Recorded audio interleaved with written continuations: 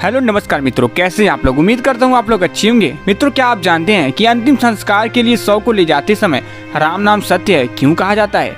नहीं जानते तो चलिए जानते हैं। लेकिन आगे बढ़ने से पहले आपसे निवेदन है कि वीडियो को बिना एक सेकंड स्किप किए वीडियो में अंत तक बने रहिएगा। मैं दावा करता हूँ अगर आप लोग वीडियो अंत तक देख लेते हो तो आपके मन में कोई भी प्रश्न नहीं उठेगा। तो बिना देर किए चलिए शुरू करते हैं। तो मित्रों, हम आपको बता दें, यह बात हमारे मानस में बार बार उतारी गई है कि जो जन्म लेता है उसकी मृत्यु तो अटल सत्य है।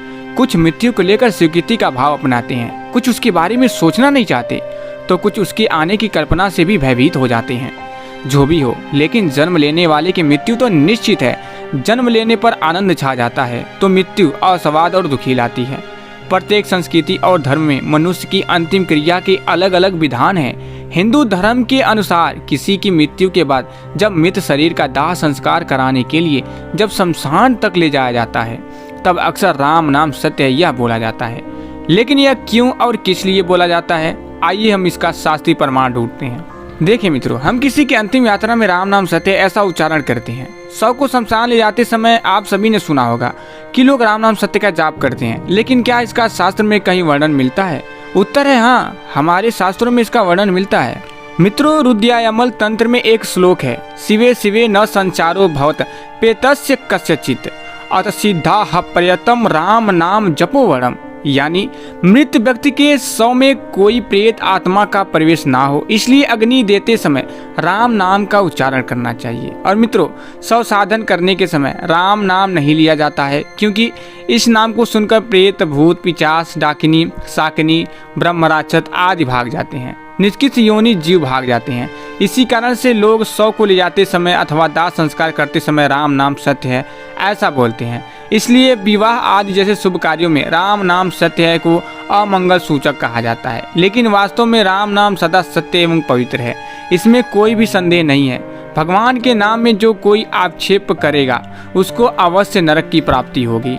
और मित्रों, आनंद रामायण के अनुसार बुद्धिमान लोग श्री राम जय जय राम मंत्र का जाप करते हैं। हम ऐसे समय यमराज जी की भी वंदना कर सकते हैं। गरुड़ पुराण प्रेत कल्प अध्याय क्रमांक 4 के अनुसार शव यात्रा के समय पुत्रादिक परिजन तिल, कुश, घृत और ईंधन लेकर यम गाथा अथवा वेद के यम सूत्र का पाठ करते हुए शमशान भूमि की ओर जाएं। यम सूत्र यजुर्वेद के 35वें अध्याय में मिलेगा। हमें वेदों में इसके कई मंत्र मिलेंगे। जब भी कभी किसी की मृत्यु का समाचार आता है उस समय भी हम ओम शांति शांति शांति बोलते हैं। कई लोग तो आजकल पश्चिमी परंपरा से ग्रसित होने के कारण RIP बोल देते हैं।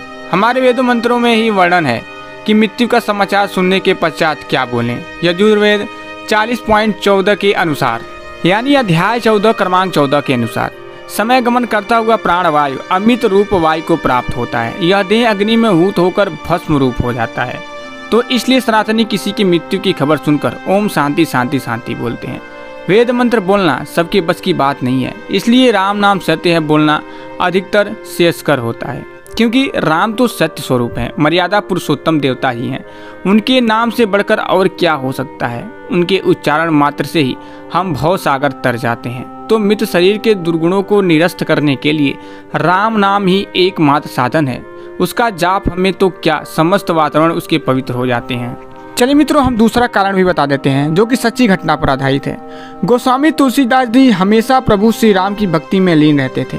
तभी तो उनके घर वालों और गांव वालों ने उन्हें घर से निकाल दिया, जिसके बाद वह गंगा मैया के तट पर प्रभु की भक्ति करने लगे। जब तुलसीदास रामचरितमानस का रचना कर रहे थे तो उनके गांव में एक लड़के का विवाह हुआ। जिस दिन वह अपनी दुल्हन को लेकर अपने घर आया, उसी रात किसी कारणवश उसकी मृत्यु हो गई। सुबह होने पर सब लोग उसकी अर्थी शमशान घाट ले जाने लगे, तो नवविवाहिता भी सती होने की इच्छा से अर्थी के पीछे पीछे जाने लगी। लोग उसी रास्ते से जा रहे थे जिस रास्ते में तुलसीदास जी की कुटिया पड़ती थी। नवविवाहिता की नज़र तुलसीदास जी पर पड़ी तो दुल्हन ने सोचा कि अपने पति के साथ सती होने जा रही हूँ, आखिरी बार इन ब्राह्मण देवता को प्रणाम कर लूँ। विधवा दुल्हन नहीं जानती थी कि यह तुलसीदास जी हैं। जब उनके चरण छूकर प्रणाम किया तो उन्होंने उसे आशीर्वाद देते हुए अखंड सौभाग्यवती भव कह दिया। यह सुनकर शव यात्रा में शामिल लोग क्रोध से भरकर बोले, इस लड़की का पति तो मर चुका है, यह अखंड सौभाग्यवती कैसे हो सकती है। इसके बाद सब एक स्वर में बोलने लगे, तू झूठा। तुलसीदास जी बोले, हम झूठे हो सकते हैं परंतु हमारे राम कभी भी झूठे नहीं हो सकते। सभी जोर जोर से बोलने लगे, इसका प्रमाण दो।